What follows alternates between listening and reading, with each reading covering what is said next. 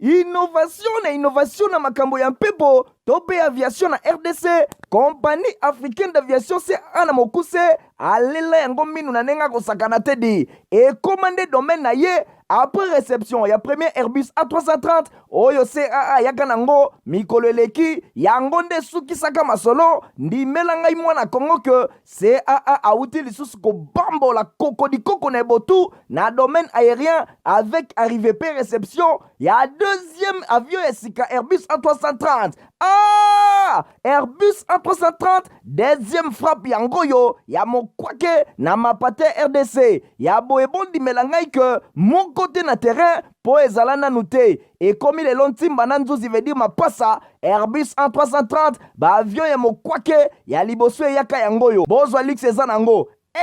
Neti soki o matio kitana ote po confort nango ezana ba angle nyonso kobana na ba kiti na couloir na first class na classe économique et bongo bozo ya mibale yangoyo nyonso ezana excellence pe noblesse moko hors pair boye ba pe bosimba que Airbus A330 eza ba marque ba avion oyo bomodaka na international ba compagnie aérienne de renom pe crédible nde basalelaka yango bokokuta yango na bamboka lokola Allemagne veut dire na Matshaft pe ba pays européen belé kutu batu ya ba faire pe mingi ya minene na monde mingi basalelaka yango po na kitoko pe bopeto na luxe na yango surtout mécanisme ya sécurité eza nango chaque siège ndenge kaka boza komona eza na mwa mini télé oyo kotalela ba film ennui, fatigue, okotika la koyoka yango te USB na pointe pour le chargement ba téléphone tope ba utilité mosusu. Airbus A330 ya mibale ya CAA et combien eza na deux classes first class pour na bino ba grand monsieur na ba grande dame pe ba personnalité misusu ebele avec 36 sièges classe économique pezali pour na bino bosalaka ba faire pe bato nyonso ba amoureux ba voyage avec 267 sièges mokoka sala voyage dans ba meilleures conditions ndenge nanu ezala te avec Airbus A330 ya mibale ya CAA avion ya sika oyo uti kokoma ekwei deja na mabele timba na nzuzi lelo mibale moko te na Congo bana Congo pe bapaya basepeli. Ah oui, CAA mfumu na ba innovation deuxième avion Airbus A330 yango ekomi.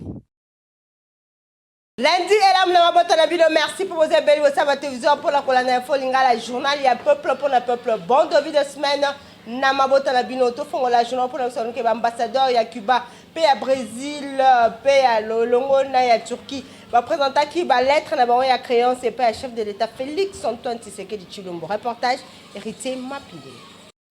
Jésus del Amo, Fernandez, Roberto Parenche, P. Ousnou, Mourat Oulki, trois nouveaux ambassadeurs extraordinaires, P. plénipotentiaires. Respectivement, il y a République, il y a Cuba, il y a République fédérative, il y a Brésil, il y a République, il y a Turquie, na RDC. Ba présentant qui ba lettre et créance na bango, et pas il y a président de la République, Félix Antoine Tshisekedi Tshilombo. Et Zalaki week-end, et l'équipe na payote présidentielle, il y a Mongalima, au cours, il y a cérémonie protocolaire, Oyo et Zalaki organisé dans l'occasion Jésus del Amo Fernandez, nouvel ambassadeur de la République de Cuba na RDC, a licencié dans la relation politique internationale, a exercé le fonctionnaire dans le ministère de Cuba na affaires étrangères de 1994 à 1998, a zalaki troisième secrétaire de la direction d'Afrique du Nord et Moyen-Orient, deuxième secrétaire de l'ambassade de Cuba na Tunisie, conseiller de l'ambassade de Cuba na République démocratique de Corée, ministre conseiller de la direction générale de la presse et communication et de l'image au ministère cubain,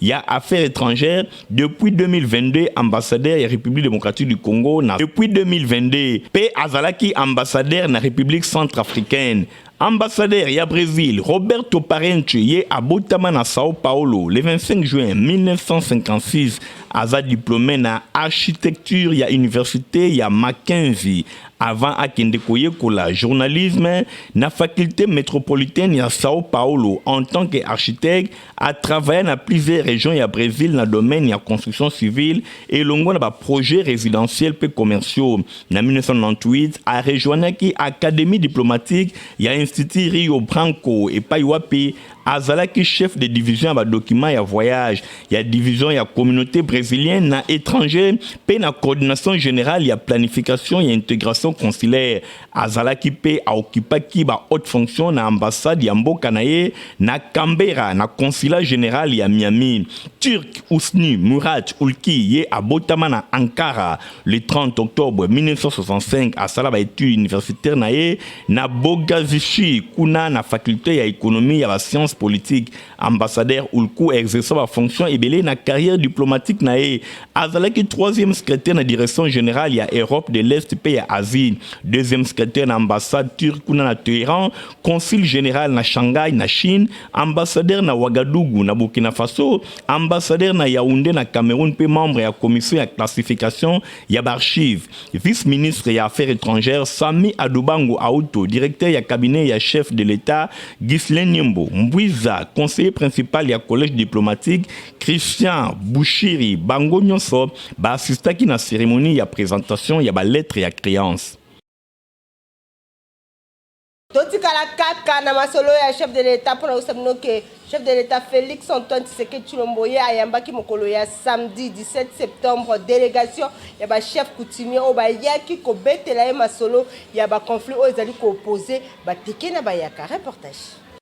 Ayambaki délégation à chef traditionnel TKP yaka président de la République Félix Antoine Tshisekedi Tshilombo. Oyo bazalaki conduite na Fabrice Mimi Congo Bavabioko Zombi, chef traditionnel Soukou. Ye azalaki mandaté par chef de l'État Félix Antoine Tshisekedi Tshilombo pour na servir médiateur na conflit Oyo et ezali ko opposer deux tribus na tina koluka pe cohabitation pacifique entre ba communauté. Na mission à pacification Mini Congo ye alobi ke ezali na présence ya main invisible na sima ya conflit Oyo ezali ko occasionner kufa pe ba dégâts matériels ya ndenge na ndenge. A interpellé classe politique notamment ba député base la tireur te ya ficelle na kotia lisusu moto. Ministre près le président de la République Madame Nana accompagné qui ba autorité traditionnelle et paye chef de l'État a lobby été avancé ezali pour na koluka solution ya conflit Oyo. Abakisi na koloba était chef de l'État Félix Antoine Tshisekedi Tshilombo a s'impliquer personnellement pour na koluka solution définitive na conflit Oyo. En attendant, ba chef traditionnel nyonso et sengeli batikala na Kinshasa titango bako se mettre d'accord na bénédiction ya président de la République Félix Antoine Tshisekedi Tshilombo. Le masolo musubo ke président ya Assemblée nationale Christophe Mboso ye a président qui réunion ya ba président ya ba groupe parlementaire bolanda compte rendu et longo na rapporteur ya Assemblée nationale. Le bezalaki ko kutana ya ba kona ya ba imboka lokola mobeko esangisaka biso lobi te na mbula moko baponami ya baimboka bakosalaka makita na bango mbala ibale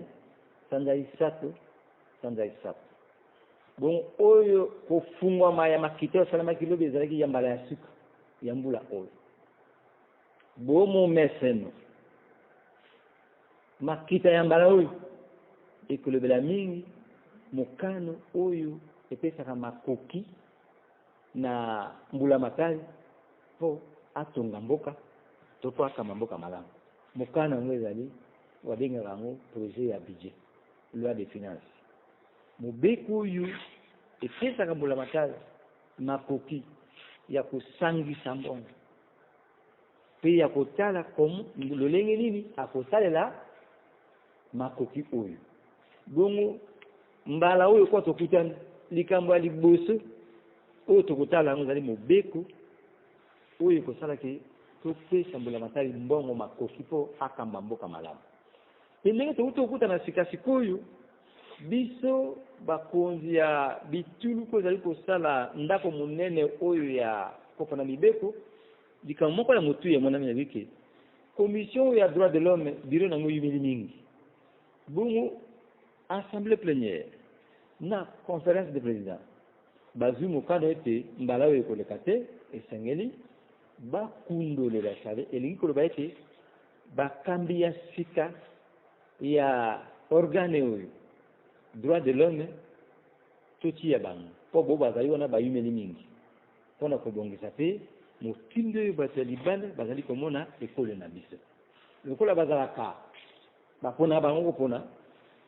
soki kuzimbula mitano esangi bolonga pela moko biso bapona ya bayimboka tosalaka soki baponi yo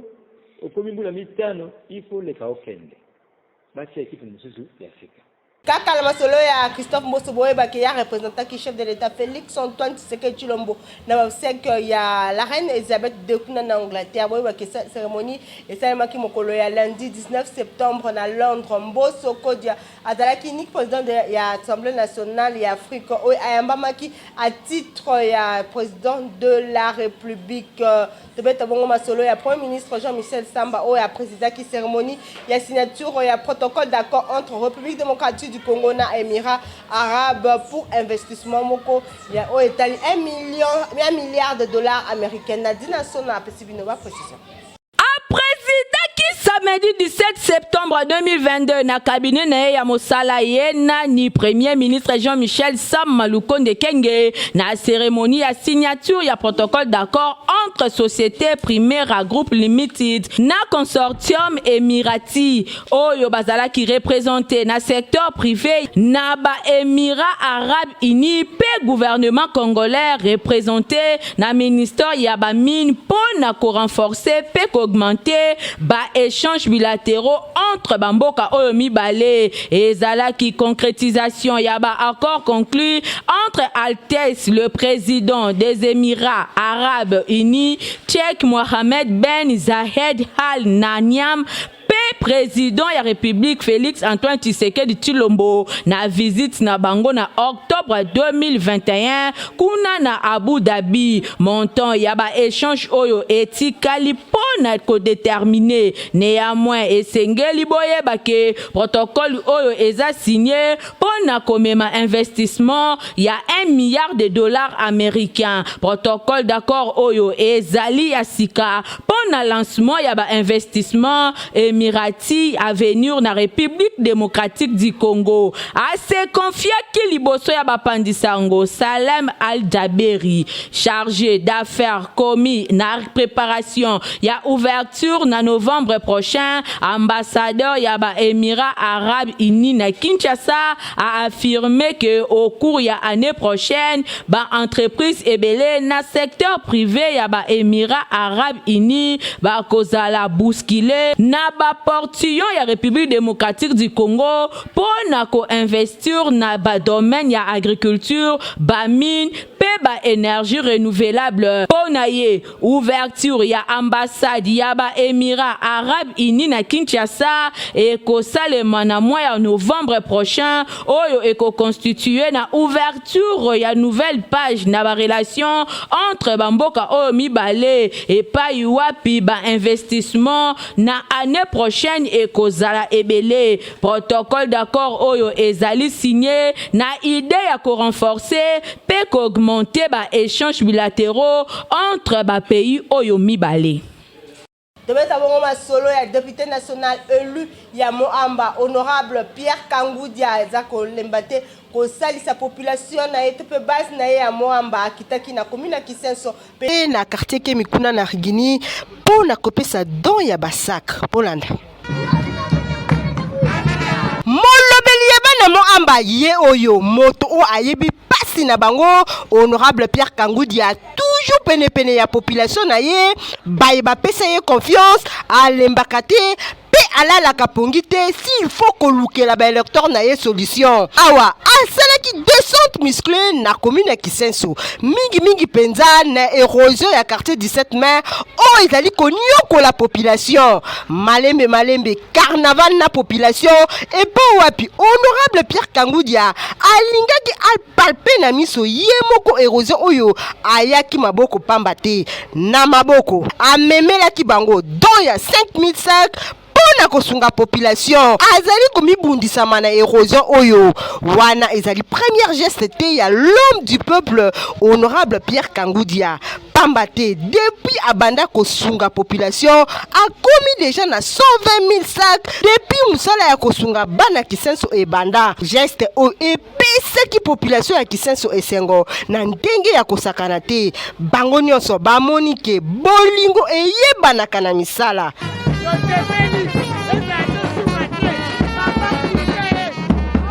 Mususu balobi abo kene kuna te boyete me biso kaka na ye papa Pierre kaka toza kaka na ye asukaki na Kisenso te akendaki ti na quartier Kemi na Yini na commune ya Lemba kuna pe accueil ezalaki chaleureux. Numéro 1 ya Front de Congolais pour la démocratie honorable Pierre Kangoudia azalaki accompagné na délégation na ye madame CPA Janine Onia Kataku pe président interfédéral ya ville ya Kinshasa Arthur Kitebi kuna asalolaki pe na délégation na ye pona kotalisa bango oye amoni na miso. Ngai nasengaki na baninga ba politicien ya Moamba to sangana to lokama koki po to ya kunda libulu menamoni balingi na bango te. Alors nako fanda boite yango na lobi lelo 5000 sacs pona basala musala ya lutte anti-érosive 2500 bakocha na érosion oyo 2500 mususu érosion matota na érosion matota. Donc les moyens ya mutumoko ba geste ya boye il faut ozala kaka honorable Pierre Kangoudia oyo na vacances parlementaires oyo azali ko pemate alukaka ayeba pasi ya population bongo ya boye nani akobosa na yo papa Pierre Kangoudia Moamba ezali ya yo Kangoudia azama tembele simandaku azaya musika te biso tozana sima na ye papa mobanga to mobima. Toujours proche ya population to pe base na honorable Rigobert Takumunde ye akitaki na cité des anciens combattants et pa wapi akendaki ko sensibiliser base na makambo etali enrôlement Nadina Sona zalaki sima na ye.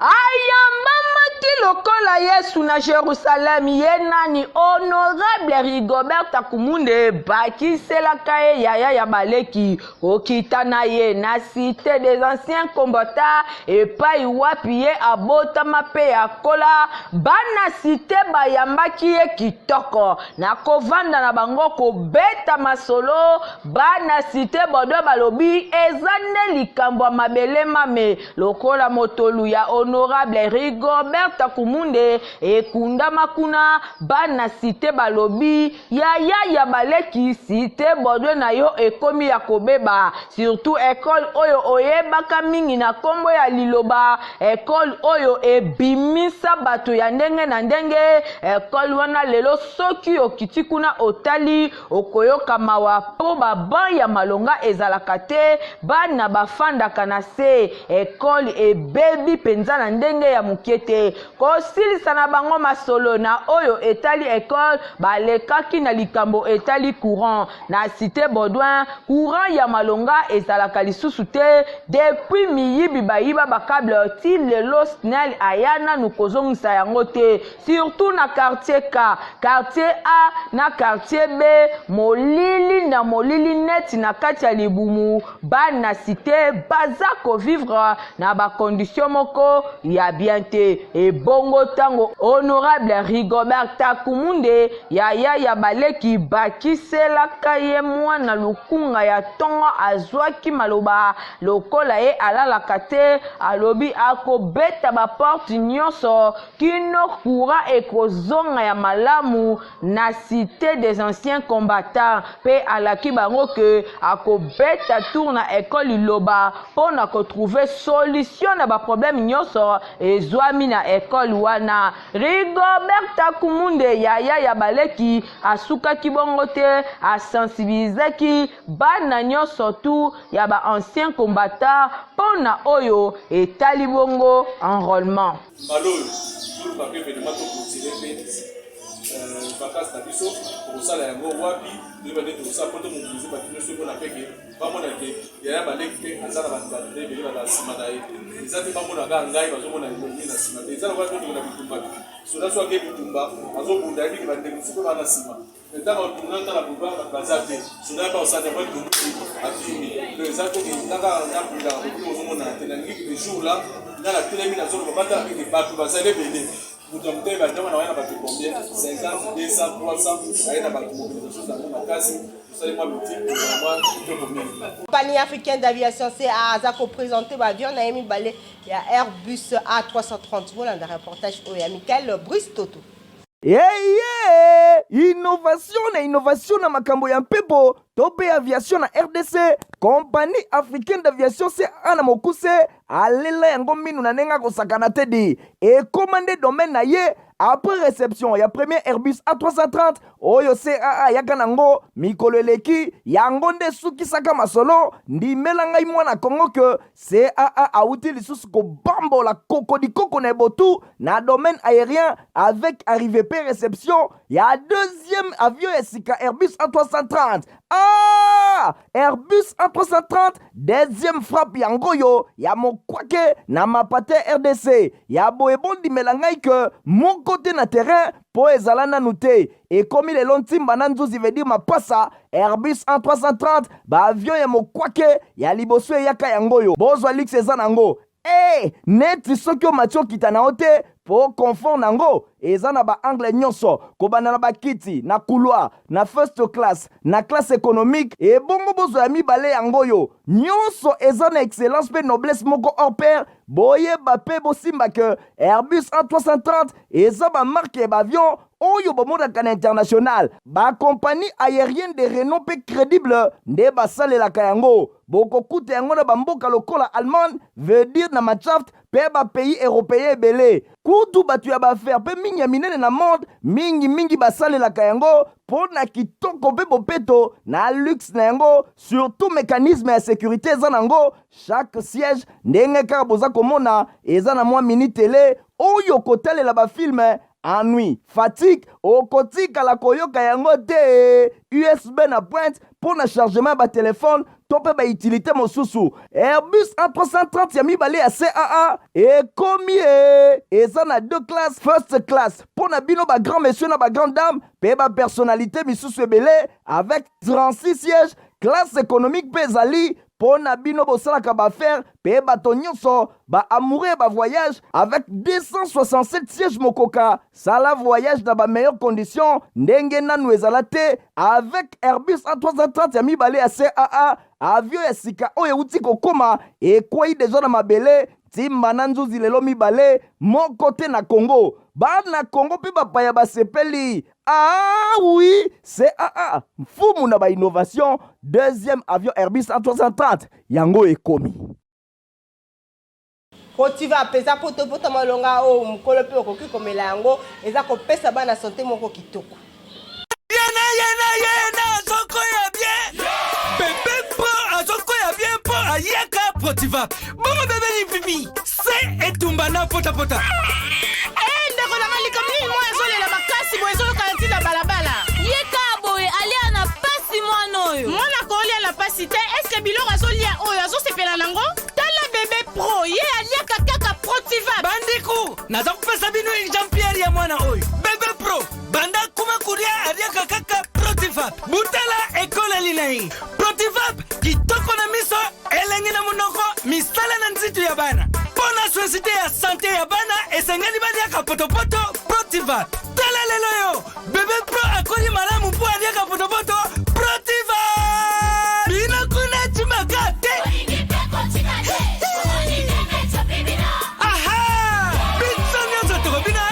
bébé toke baya bayango chante kitoko nzoto makachi mboka mobimba etite ingi yo ha Protiva poto kitoko pona ba bébé pro place na info ya ba journaux bolanda commentaire et sélection ya Eric Bote pe boye ibolamu na info ya ba journaux ya poko ya lelo oyo tofongoli yango na journal Le Vrai Modérateur. Auteur alobi après avoir copalpé doigt na ba réalité entre ba teke na ba yaka Adolphe Muzitu akamwe Adolphe Muzitu asengi na gouvernement ya République démocratique du Congo basala effort makasi pambate conflit oyo ekoki ko embrasser RDC mobimba. Situation ya insécurité ezali makasi kuna na territoire ya Kwamut na province ya Mai-Ndombe epai wapi président national ya Nouvel Élan Adolphe Muzitu abetaki tour kuna pona kosolola na batu ya ndenge na ndenge pe koyeba conflit oyo tina na yango ezali vraiment nini. Adolphe Muzitu alobi ezali musika ya kosila conflit oyo ezali vraiment makasi esengeli kozwa yango au sérieux soki te ekozala malamu te. La prospérité na ngambu na ye alobi akomi na province ya Sud Kivu. Vital Kamerhe azali ko prédire échec na plan ya balkanisation ya République démocratique du Congo. Mwana mboka Vital Kamerhe président ya UNC abetaki tour na ba province ya Est ya République démocratique du Congo abandaki périple na ye na province ya Nord Kivu akomi désormais na Sud Kivu epai wapi azali ko beta masolo elongo na population pona kosenga moto na moto esika azali ayeba na koluka pe ko batela kimia na République démocratique du Congo. Soki kimia ezali te eloko ya malonga ekosalema te atelemeli binemi nyonso ya République oyo bazali kosala mabe to koluka ko tenter ko balkaniser RDC selon concert la prospérité ba tentative nyonso ekozala kaka échec na échec eloko moko ya malonga ekosalema te. Le libre débat na oyo etali sport abeti masolo ya qualification ya ASV Club liboso ya Gaborone United ya Botswana match retour pour na compte ya préliminaire ya Ligue des Champions d'Afrique et betamaki dimanche 18 septembre na stade de Martyrs de la Pentecôte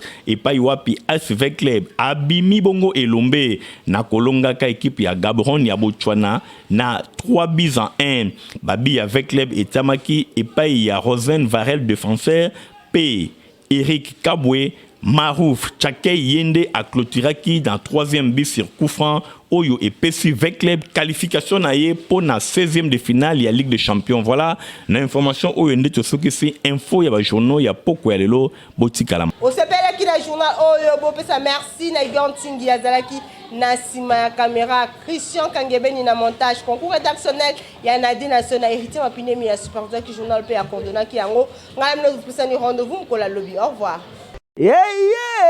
Innovation na makambo ya mpepo tope aviation na RDC compagnie africaine d'aviation se ana mokuse alela yango minu na nenga kosakana tedi et commandé domaine na ye après réception ya premier Airbus A330 oyo CAA yaka nango mikolo eleki yango nde sukisaka masolo ndimela ngai mwana Kongo ke CAA auti lisusu ko bambola koko na botu na domaine aérien avec arrivée pe réception ya deuxième avion esika Airbus A330.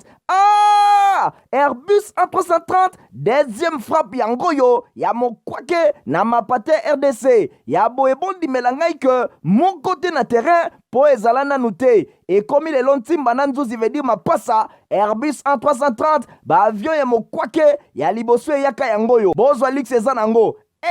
neti soki o matio kitana ote po confort nango eza na ba angle nyonso kobana na bakiti na couloir na first class na classe économique et bongo bozo ya mibale yango yo nyonso eza na excellence pe noblesse moko hors pair boye bape bosimba ke Airbus A330 eza ba marque ba avion oyo bomodaka na international ba compagnie aérienne de renom pe crédible nde basalelaka yango bokokuta yango na bamboka lokola Allemagne veut dire na Machaft pe ba pays européen belé kutu batu ya ba faire pe mingi ya minene na monde mingi basalelaka yango pona kitoko pe bopeto na luxe na yango surtout mécanisme ya sécurité eza nango chaque siège ndenge kaka boza komona eza na mwa mini télé oyo kotalela ba film ennui, fatigue, okotika la koyoka yango te USB na pointe pour na chargement ba téléphone tope ba utilité mosusu Airbus A330 ya mibale ya CAA et komi